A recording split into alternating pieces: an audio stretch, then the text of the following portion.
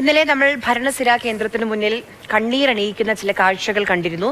മുടി മുറിച്ചും തലമുണ്ടനം ചെയ്തുമാണ് നമ്മുടെ ആശാ പ്രവർത്തകർ ഇന്നലെ സമരം ഒരു പുതിയ തലത്തിലേക്ക് കൊണ്ടുപോയത്. ഇന്ന് 51ാം ദിവസമാണ് അവരുടെ സമരം.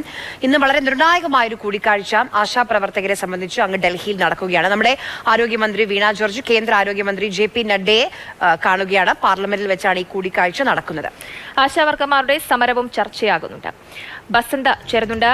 ബസന്ത്, ഇപ്പോഴത്തെ മന്ത്രി വീണ ജോർജ് പാർലമെന്റിലെത്തി കൂടിക്കാഴ്ച തുടങ്ങിയിരിക്കുകയാണ്. ആശാവർക്കർമാരുടെ സമരവും ഇതിൽ ചർച്ചയാകുമല്ലോ, അല്ലെ? അല്പസമയം മുമ്പാണ് വീണ ജോർജ് കേന്ദ്ര ആരോഗ്യമന്ത്രി JP നഡ്ഡയുമായിട്ടുള്ള കൂടിക്കാഴ്ച പാർലമെന്റ് മന്ദിരത്തിലെ ഓഫീസിൽ ആരംഭിച്ചിരിക്കുന്നത്. ഒരു നിവേദനവും ഇന്ന് മന്ത്രി നൽകുന്നുണ്ട്.